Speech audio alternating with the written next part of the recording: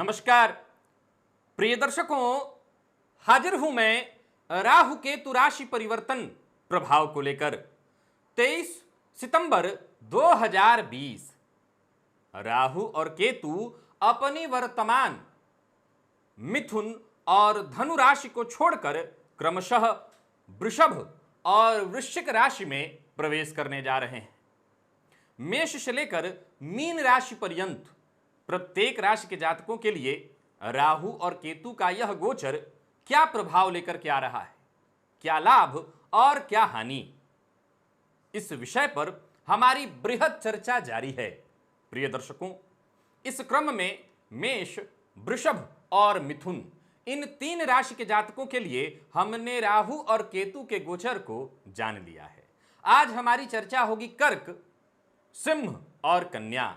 इन तीन राशि के जातकों को राहु और केतु का यह गोचर क्या प्रभाव देने जा रहा है, क्या लाभ और क्या हानि, इस विषय पर हमारी बृहद चर्चा होगी। प्रिय दर्शकों, पूर्व में ही मैंने यह विषय आपको बता दिया है कि राहु और केतु जो क्रमशः वृषभ और वृश्चिक में गोचर करेंगे, तो ये ऋषियों के मत में यहां पर भी इन्हें उच्च का ही माना गया है। जब कोई ग्रह उच्च राशि में गोचर करता है, उच्चस्थ होता है, तो अपना सर्वाधिक फल देता है, वो सर्वाधिक श्रेष्ठ फल। अब राहु और केतु छाया ग्रह हैं, इनका जो भी प्रभाव होगा वो निर्भर करेगा कि वो किस राशि में गोचर कर रहे हैं, और जिस राशि में गोचर कर रहे हैं उस राशि का राशिपति किस अवस्था में है। शुक्र जो कि सर्वाधिक शुभ ग्रह हैं, सुख, ऐश्वर्य और भोग के कारक हैं शुक्र की राशि में राहु का गोचर निसंदेह जनमानस को सुख प्रदान करने वाला होगा। तो वहीं केतु मंगल की साधारण राशि में गोचर करेंगे और मंगल का स्वभाव वो ग्रहण करेंगे उग्रता, क्रोध, धैर्य की कमी, चिड़चिड़ापन, यानी कहीं ना कहीं जो काम केतु का था बैलेंस करना राहु को, इस बार ये काम राहु करेंगे और वो केतु को बैलेंस करेंगे। ये सामान्य सारी बातें आपको मैं पूर्व में बता चुका हूं, बस साधारणतया दोहरा दिया। अब हम चलते हैं अपने विषय की ओर, यानी राशिफल की ओर।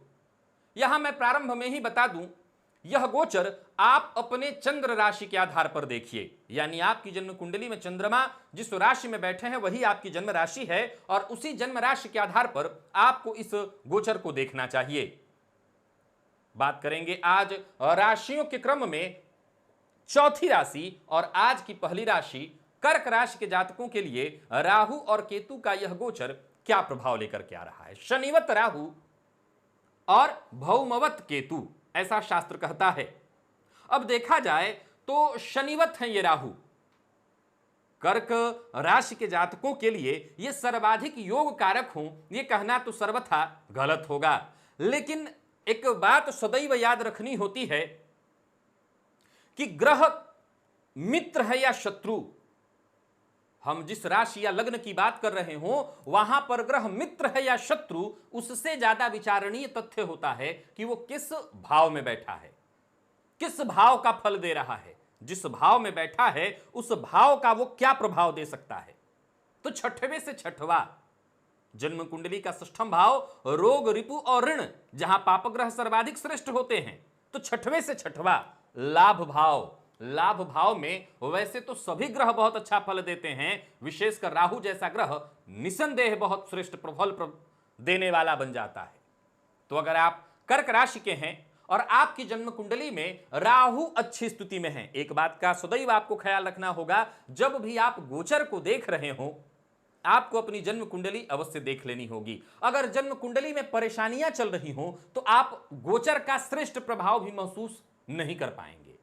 लेकिन अगर आपकी जन्म कुंडली में अच्छी स्थिति चल रही है, ग्रह स्थिति मजबूत है, तो यह गोचर निसंदेह आपको श्रेष्ठ फल देने वाला बनेगा। एक दूसरा, राहु की अवस्था अवश्य जान लेनी होगी कि आपकी जन्म कुंडली में मुख्यतः राहु किस अवस्था में है। अगर राहु आपकी कुंडली में बलवान अवस्था में है तो फिर राहु का यह गोचर आपको आनंद देने वाला होगा, अगर आप कर्क राशि के हैं। आइए देखते हैं, बोर्ड पर समझते हैं इस विषय को। राहु उच्च राशि में लाभ भाव में गोचर करेंगे। इनकी पांचवी दृष्टि पड़ेगी पराक्रम पर, पंचम पर और सप्तम पर। किन बातों का ख्याल रखना है, कहां परेशानी उत्पन्न हो सकती है और कहां से आनंद आएगा, उसको देखिए। लाभ को लेकर के आपको आनंद आने वाला है। यानी कर्क राशि के हैं आप तो पैसों के मामले में यह गोचर आपके लिए जबरदस्त होने वाला है। इनकम के कई सारे स्रोत, नए रास्ते खुल जाने वाले हैं। चाहे वो लॉटरी सट्टा जुआ, इन्हीं सब पर इनका प्रभाव है, विशेष करके लॉटरी सट्टा पर विशेष रूप से। तो इन क्षेत्रों से आपको आकस्मिक धन लाभ की संभावनाएं बनेंगी। वहीं और भी कई मदों से अब गौर किया जाए तो वर्तमान हम जिस परिवेश में चल रहे हैं, ज्यादातर लोग धन के मामले में परेशान हुए हैं। लेकिन अगर आप कर्क राशि के हैं तो राहु का यह गोचर आपके लिए भरपाई करने के लिए आ रहा है। जहां धन की कमी आपने महसूस की है बीते कुछ दिनों में, अब भरपाई होगी उसकी। यानी राहु लाभ के अनेकानेक स्रोत खोल देंगे। एक और बात, कहीं पैसा फंसा हुआ है, रुका हुआ है, तो वो पैसा आप ले सकते हैं, मिलेगा आपको प्रेम से बलात्, यानी जबरदस्ती भी लेना हो तो ले सकते हैं, और प्रेम से भी अगर आपको मिल रहा है तो आप ले लीजिए। राहु की दृष्टि पराक्रम भाव पर पड़ेगी। पराक्रम में कोई कमी नहीं, पराक्रम में वृद्धि, पराक्रम से आपके सारे काम बनने वाले हैं। छोटी सी परेशानी भी आएगी। मैंने सदैव कहा कि पापग्रह की दृष्टि के मामले में एक बात सदैव ख्याल रखना है कि ये रिश्तों को नहीं बख्शते, रिश्तों पर अपना भरपूर प्रभाव दिखाते हैं। और छोटे भाई बहनों के साथ अगर रिश्तों में कोई कमी लाएं तो कोई दिक्कत नहीं।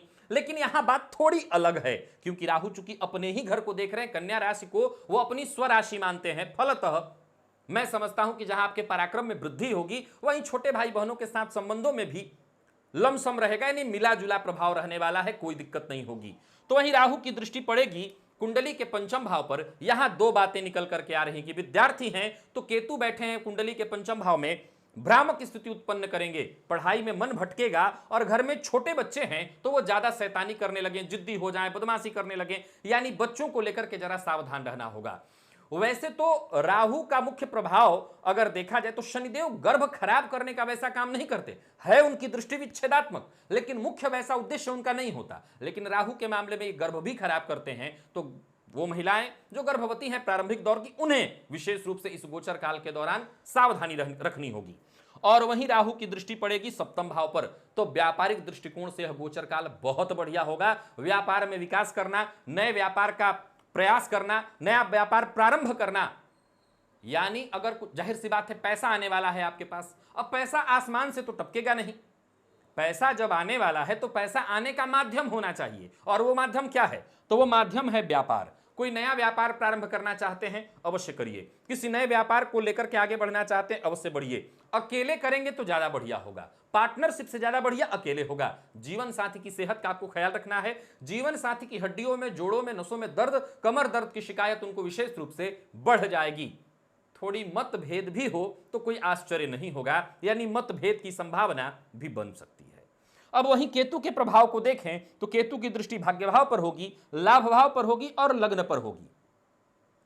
तो भाग्य पर इनकी दृष्टि पड़ने से कोई दिक्कत नहीं। क्यों? क्योंकि ये मीन राशि को अपनी राशि मानते हैं। तो कर्क राशि के जातक इस मामले में निश्चिंत हो जाएं कि लाभ के रास्ते बन रहे हैं आपके लिए, व्यापार में आपके विकास हो रहा है, पराक्रम में आपके वृद्धि हो रही है और भाग्य में वृद्धि हो रही। तो जरा गौर करिए कि केतु भाग्य में वृद्धि कराएंगे, लाभ बढ़ेगा, आपका पराक्रम बढ़ेगा और फिर व्यापार भी बढ़ जाएगा आपका। अब वहीं केतु की दृष्टि लाभ पर पड़ेगी। लाभ में राहु बैठ करके अपना काम कर रहे हैं, लाभ के रास्ते बना रहे हैं। केतु और राहु के संबंध में हो सकता है कई बार दिक्कत। इस मामले में मैंने कहा ना कि मंगल की राशि में बैठकर ये इस बार धैर्य विहीनता का काम कराएंगे। तो वो कैसे होगा? केतु की जो दृष्टि आपके व्यक्तित्व पर पड़ेगी, यानी आपकी राशि पर। तो कर्क राशि अगर आपकी मुख्य राशि है तो आप जरा गौर करिए कि आपके स्वभाव में 50% ये स्वभाव है कि आप कई बार आलस्य भी कर जाते हैं। लेकिन ये आपके लिए फायदेमंद है, क्योंकि आपके स्वभाव में जल्दबाजी आ जाएगी। जो व्यक्ति आलस्य के चलते अपना नुकसान कर लेता हो, अगर उसके स्वभाव में जल्दबाजी आ जाए तो उसके लिए बढ़िया है। यानी कर्क वो राशि है जिसके लिए यह गोचर काल राहु और केतु दोनों ही प्रकार से लगभग 95% फायदा लेकर के आ रहा है। किसी प्रकार की कोई चिंता नहीं। कर्क राशि के हैं आप तो इस गोचर काल का आनंद उठाइए, सानंद आनंद उठाइए, एकदम आनंद सानंद, कहीं कोई चिंता नहीं है। आपको कोई परेशानी है ही नहीं, टेंशन लेने की आवश्यकता नहीं। अगर आप चाहें तो उपाय करें, ना चाहें तो मत करें, किसी तरह की कोई चिंता नहीं। चूंकि भाग्य आपके साथ है, धर्म भाव पर केतु की दृष्टि है, तो मैं एक सलाह दूंगा। अब चूंकि आपकी आय बढ़ रही हो, आपका विकास हो रहा हो, तो संभव हो तो कुछ ना कुछ दान पुण्य इत्यादि करिए। जितना हो सके लगाइए। चूंकि राहु जब लाभ भाव में गोचर कर रहे हैं तो ये अनावश्यक पैसा भी ले आएंगे, यानी कि वो पैसे समझ सकते हैं आप किसी भी प्रकार का होगा, तो आप उन पैसों में से दशांश अवश्य निकालते रहिएगा, तो परेशानी में आप नहीं पड़ेंगे। देखिए, हमेशा याद रखिए कि बुरा वक्त अच्छे वक्त का निमंत्रण है। बुरा वक्त अच्छे वक्त का निमंत्रण है, यानी आने वाला समय बढ़िया होगा, यह इस बात की सूचना देता है बुरा वक्त। तो वहीं अच्छे वक्त की बात अगर कर रहे हैं आप, तो यह ध्यान रखिए कि बुरे वक्त की नींव अच्छे वक्त में ही रखी जाती है।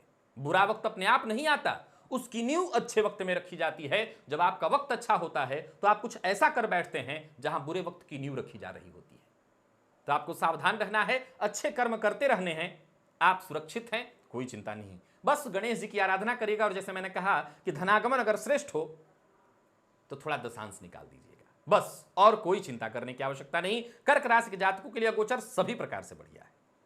सिंह राशि, 23 सितंबर 2020 बदलने जा रहा है। बहुत कुछ आपके जीवन काल में भी बदलाव होने जा रहा है। राहु और केतु अपनी वर्तमान राशि को छोड़कर अपनी वक्र गति से चलते हुए पिछली राशि वृषभ और वृश्चिक में प्रवेश करने जा रहे हैं।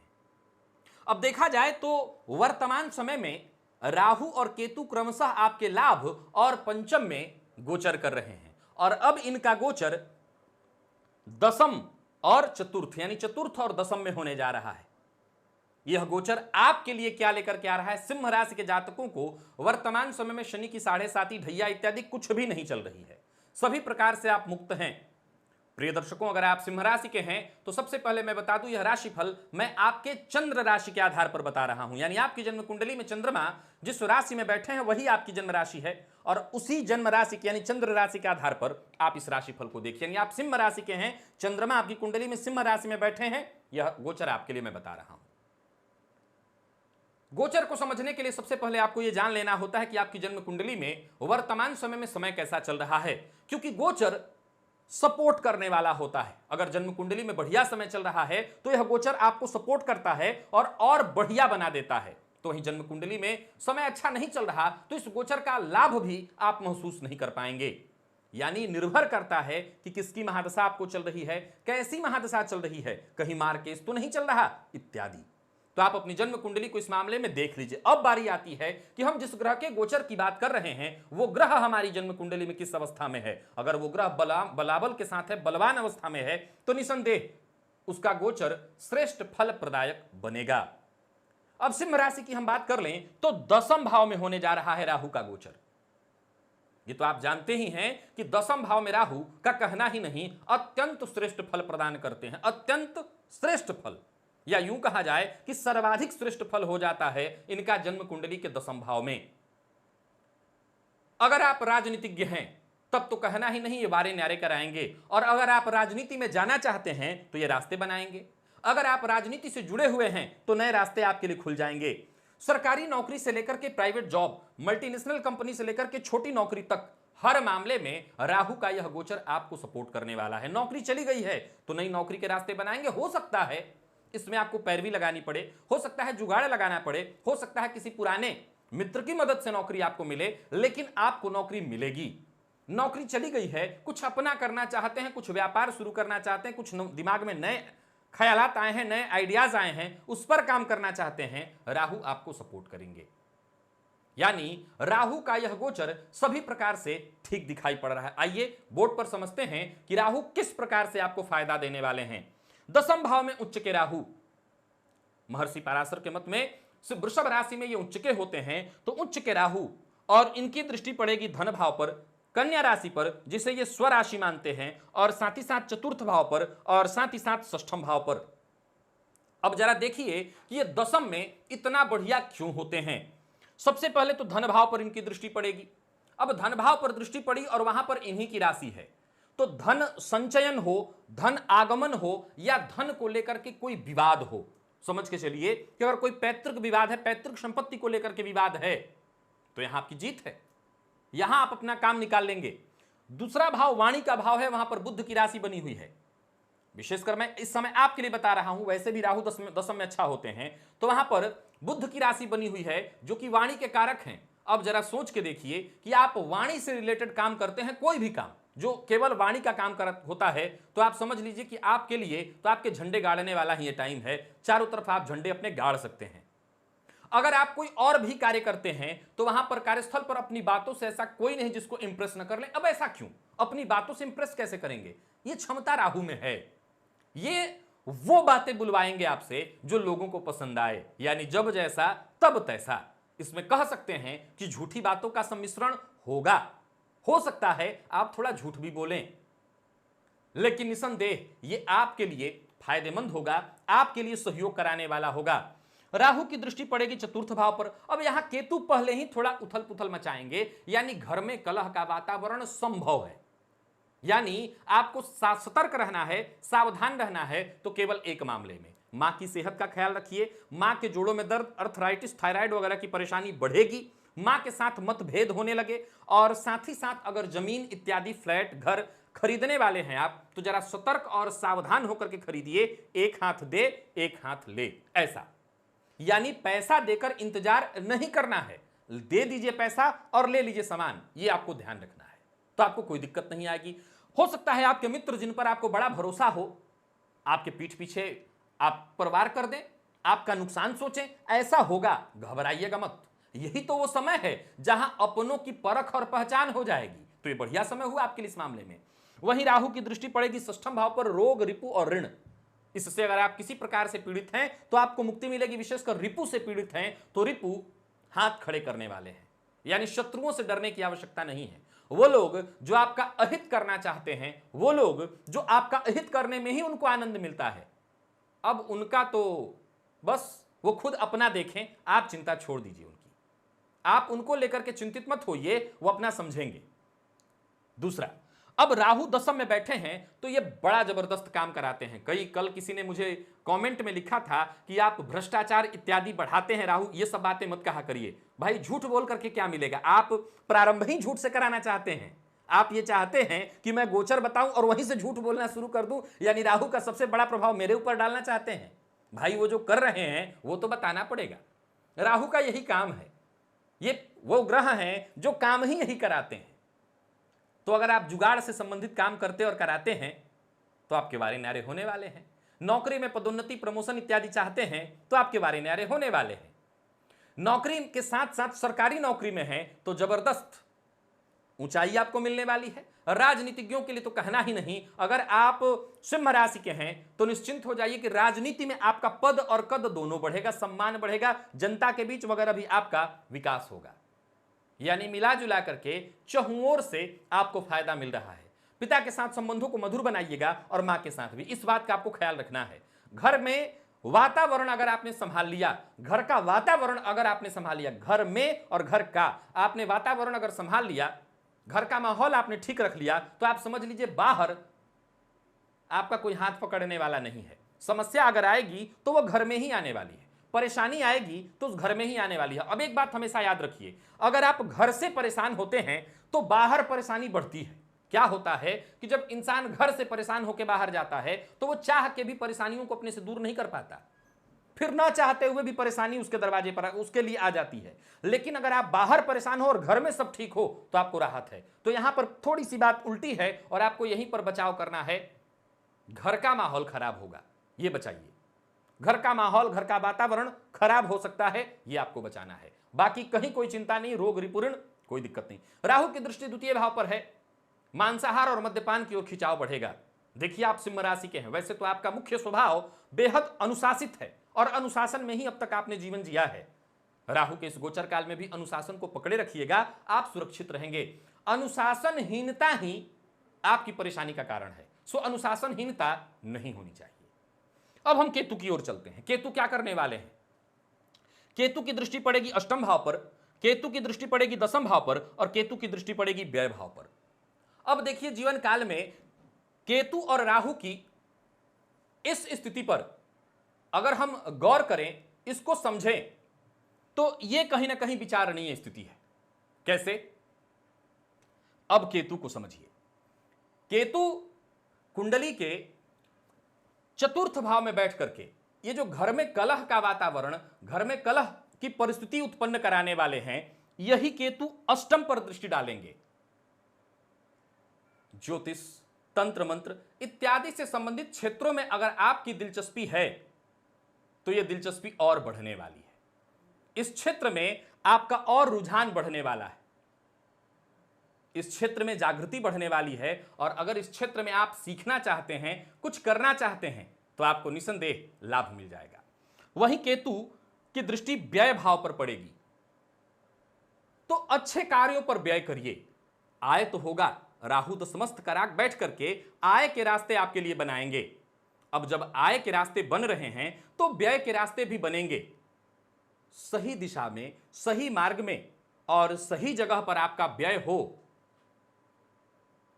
तो यही बैलेंस आपको सुरक्षित रखेगा।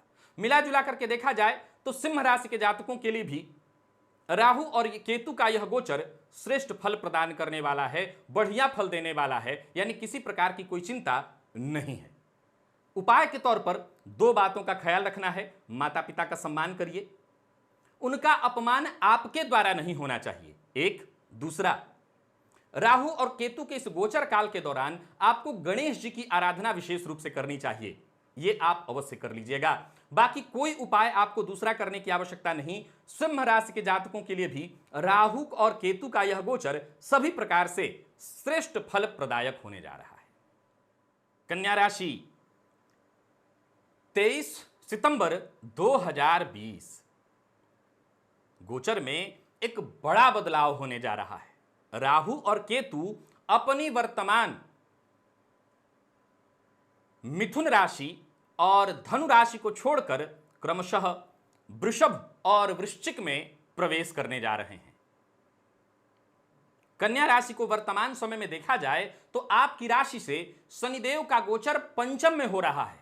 और मैंने एक विशेष कार्यक्रम करके आपको पूर्व में ही आगाह कर रखा है कि यह समय आपके लिए परेशानी वाला है। क्या राहु का यह गोचर आपको सहयोग करेगा? देखा जाए तो वर्तमान समय में राहु आपके दसम भाव में गोचर कर रहे हैं और केतु चतुर्थ में। अब ये राशि परिवर्तन करके पीछे की ओर आएंगे और आपके भाग्य भाव में संचरण करना प्रारंभ करेंगे। अगर आप कन्या राशि के हैं तो निसंदेह यह गोचर आपको सहयोग करने वाला होगा। सबसे पहले मैं आपको बता दूं कि यह राशिफल, यह गोचर मैं आपके चंद्र राशि के आधार पर बना रहा हूं। यानी आपकी जन्म कुंडली में चंद्रमा जिस राशि में बैठे हैं वही आपकी जन्म राशि है। आप अपने चंद्र राशि के आधार पर इस राहु और केतु के गोचर को देख सकते हैं। और अगर आप अपने चंद्र राशि के बारे में नहीं जानते तब फिर आप अपने प्रचलित नाम राशि के आधार पर इस गोचर को देख सकते हैं। अब राहु का यह गोचर आपके भाग्य भाव में होने जा रहा है। ज्योतिष शास्त्र कहता है कि केंद्र और त्रिकोण में पापक ग्रह अगर बलवान होकर के बैठें तो वो अच्छा फल प्रदान करते हैं।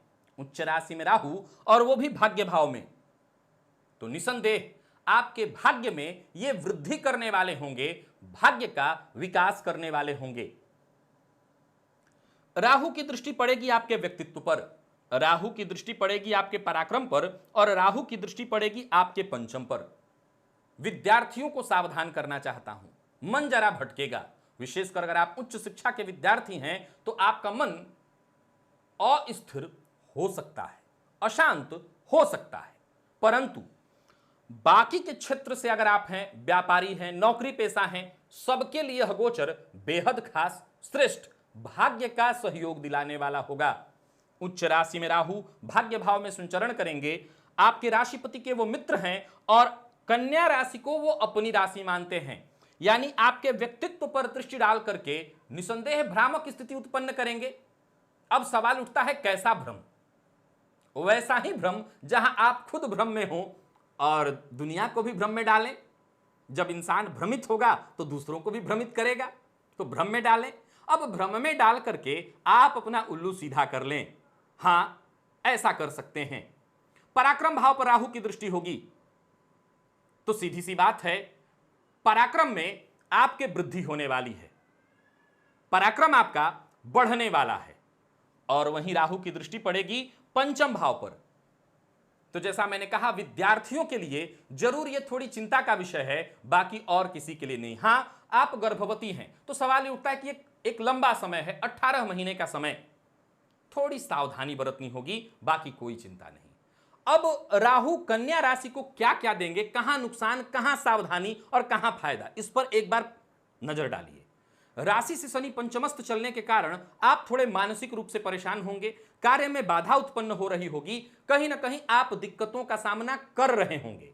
राहु के भाग्य भाव में आने के कारण आपको भाग्य का साथ मिलने लगेगा, काम आपके थोड़े बनेंगे, लेकिन कहीं ना कहीं चूंकि पिछले कुछ दिनों से आपके काम नहीं बन पाए हैं,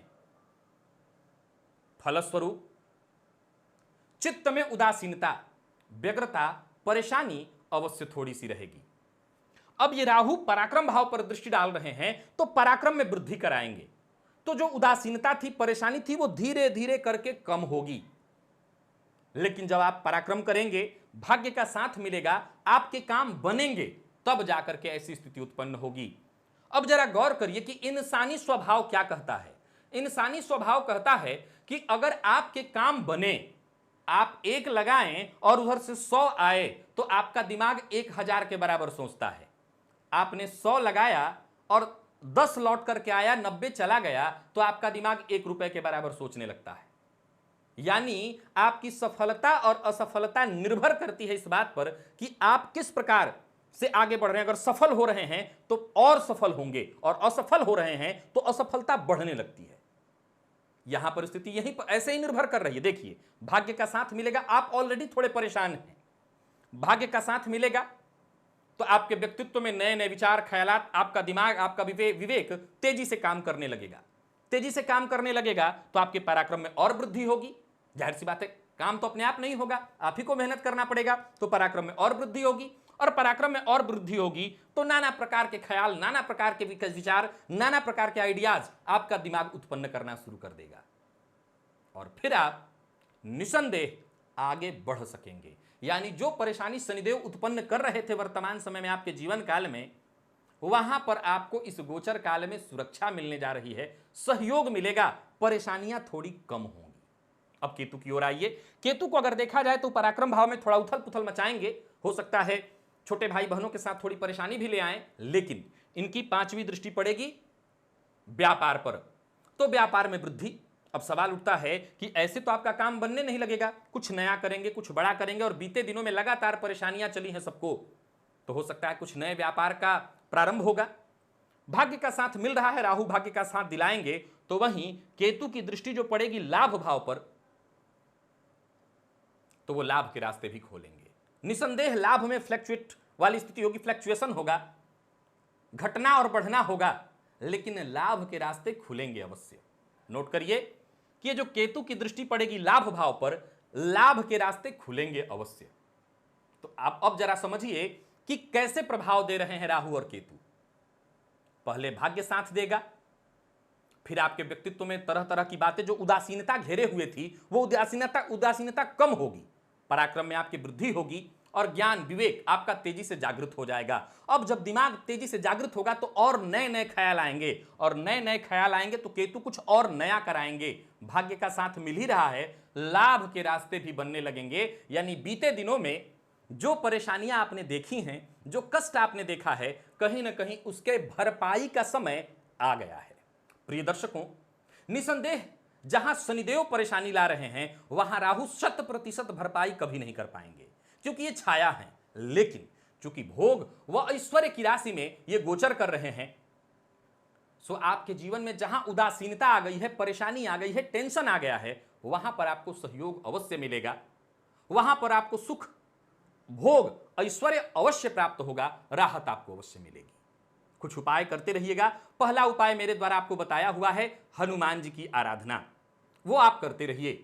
गणेश जी की आराधना आपको अवश्य करते रहनी होगी, नित्य करते रहिए, इससे आप सुरक्षित रहेंगे।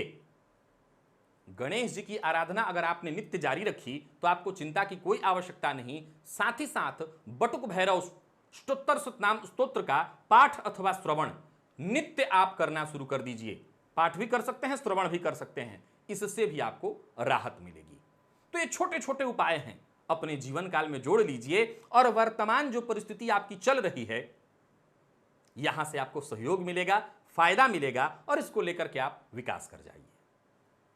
तो प्रिय दर्शकों, आज हमारी चर्चा हुई कर्क, सिंह और कन्या, इन 3 राशि के जातकों के लिए राहु और केतु का यह गोचर क्या प्रभाव लेकर के आ रहा है, कैसा प्रभाव लेकर के आ रहा है। देखा जाए तो आज तीनों राशियां यानी कर्क, सिंह और कन्या, इन तीनों को ही कहीं ना कहीं बढ़िया रहने वाला है, फायदा मिलने वाला है। अब कल की राशियों को क्या मिलेगा इस पर चर्चा होगी कल, यानी हमारी चर्चा जिन 3 राशियों पर कल होनी है वो है तुला, वृश्चिक और धनु।